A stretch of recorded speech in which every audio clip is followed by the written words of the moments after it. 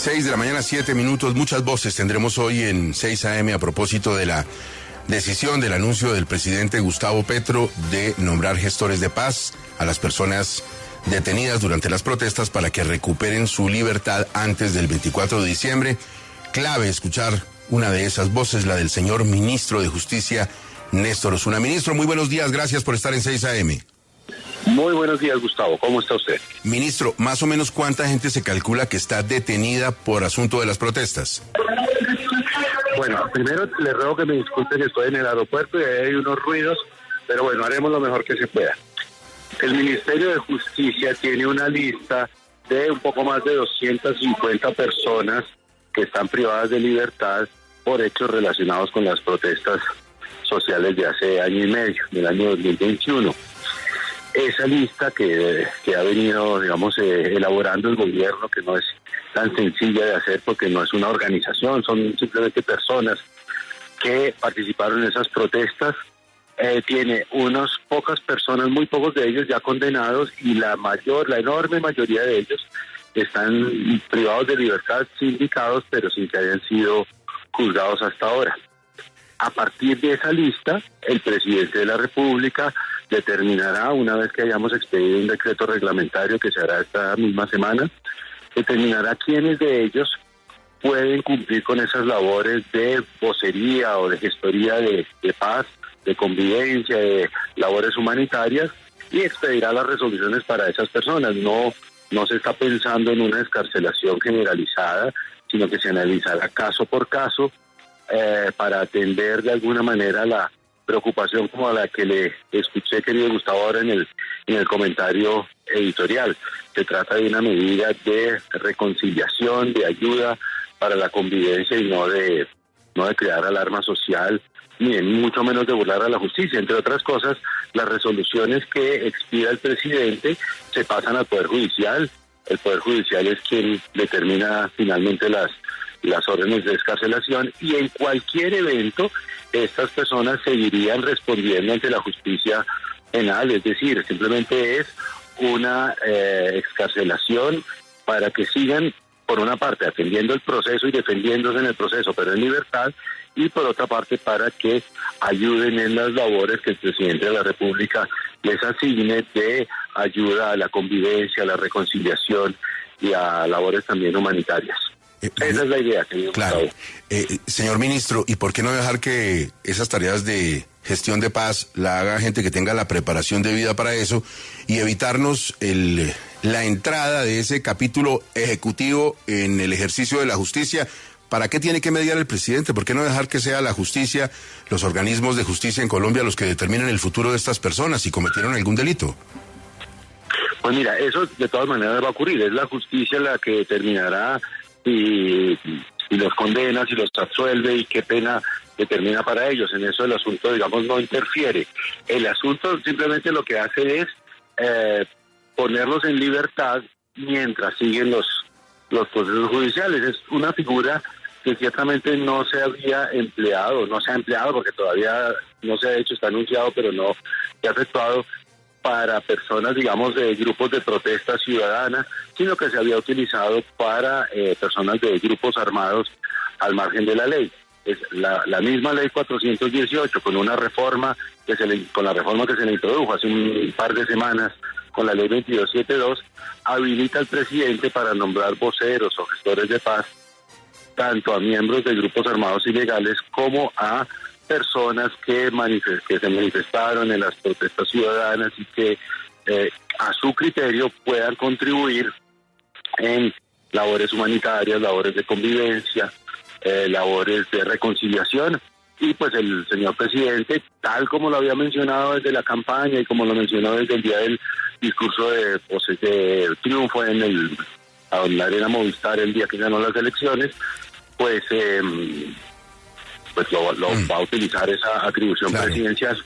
Ministro, para preguntárselo como habla la gente común y corriente, ¿y quién garantiza que no se huelen? Pues mire, ellos tendrán que seguir compareciendo a los procesos y tendrán además unos compromisos, unos deberes que les asigna la propia resolución presidencial, y estarán vigilados para que cumplan esas disposiciones, esos acuerdos, tendrán que presentarse regularmente tanto a sus comparecencias judiciales como a las actividades que les señale el presidente de la República. Entonces no, digamos, lo que van a tener es mucho trabajo.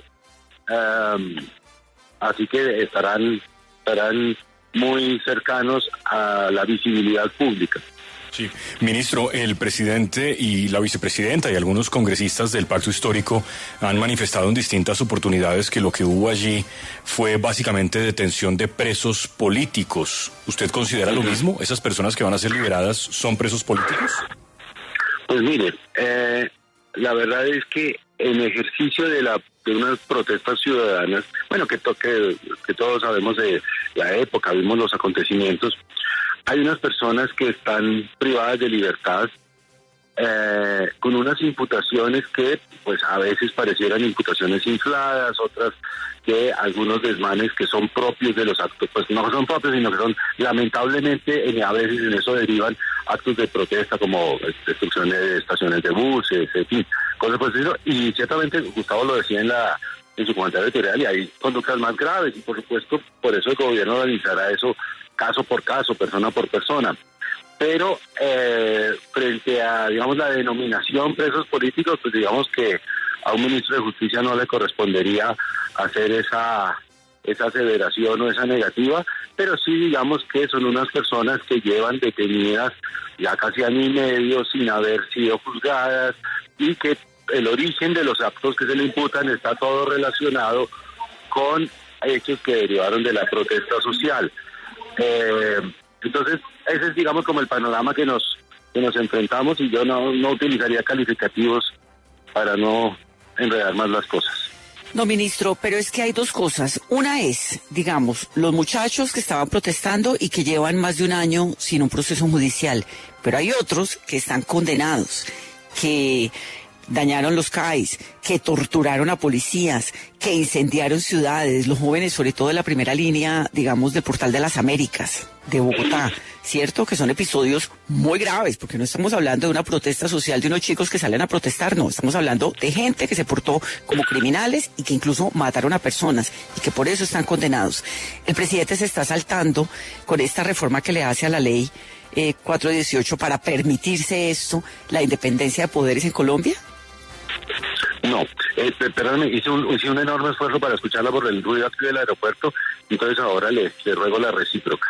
Lo primero es que, según las leyes colombianas, la detención preventiva es excepcional. Y cuando uno está imputado de un delito, uno se defiende en libertad, y solamente cuando lo condenan, es que lo condenan, paga la pena correspondiente. Y estas personas, las que no han sido condenadas, llevan muchos de ellos más de un año y medio detenidos sin juicio. Entonces este relato de que cometieron, hicieron, bueno, no ha habido una decisión judicial que determine si lo hicieron o no lo hicieron, pero llevan privados de libertad año y medio, que no es poca cosa.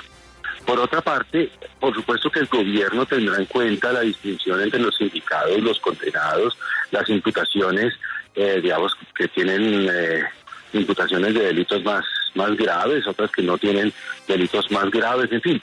Por eso le decía que se expedirá un decreto reglamentario pronto quiero decir esta semana, que de eso se clarificará cuáles son las reglas, los procedimientos, para que el presidente, en uso de esa facultad que dio la ley, determine a quienes se nombran gestores de paz. Y además lo que se hace es enviarles las resoluciones al Poder Judicial, pero además estas personas siguen vinculadas al Poder Judicial. Entonces, digamos que es una situación que más bien acompasa esta atribución presidencial con la idea general de que la detención preventiva es excepcional, no es una cosa de año y medio y vamos corriendo, y que estas personas que participaron en unos actos de protesta que todos conocimos, pues digamos que han reclamado airadamente, ciertamente, una situación que muchos de ellos consideran tremendamente injusta. Ministro, siguiendo esta misma lógica de que fueron hechos derivados del derecho a la protesta, ¿se va a hacer también lo mismo, el mismo camino jurídico con los policías y los uniformados que también están siendo procesados por los hechos de las protestas?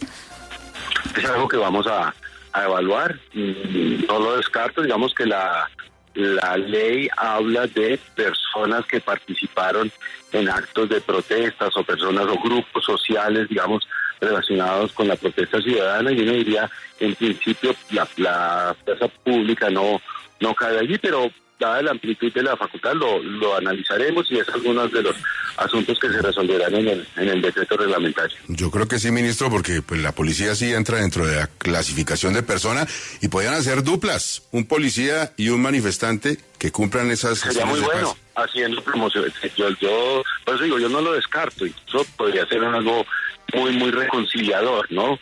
Policía y manifestantes que se enfrentaron de un modo tan violento hace año y medio, juntos promoviendo la reconciliación de los colombianos. Eso es lo que tiene el gobierno, y pues si eso lo logramos mediante esta medida, bien vale el chaparrón de medios de esta semana.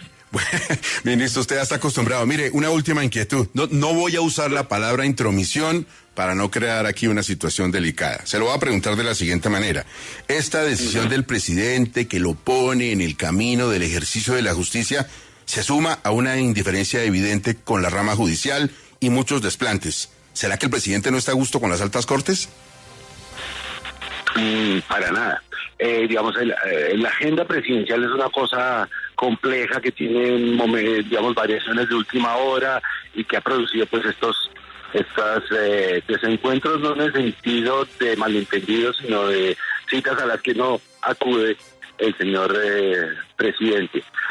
Yo entiendo, digamos, la molestia que se suscitó la semana pasada por una cena a la que había invitado el señor presidente, pero son cosas, digamos, de los compromisos de la agenda diaria, y entiendo también, pues, que más allá de la molestia que entiendo y que el señor presidente intentará resolver, que es una cosa, digamos, personal, de cortesía, la independencia del Poder Judicial y el funcionamiento del Poder Judicial no está, digamos, dispuesto en contra del presidente, y lo que usted me pregunta mucho menos. No hay nada más seguro que el absoluto respeto de este gobierno por las decisiones judiciales y la disposición a colaborar con el Poder Judicial en lo que institucionalmente se necesite. Señor ministro de Justicia, suba hacia el avión. Muchas gracias, muy amable. Muy amables ustedes y feliz semana. Hasta luego. 6:19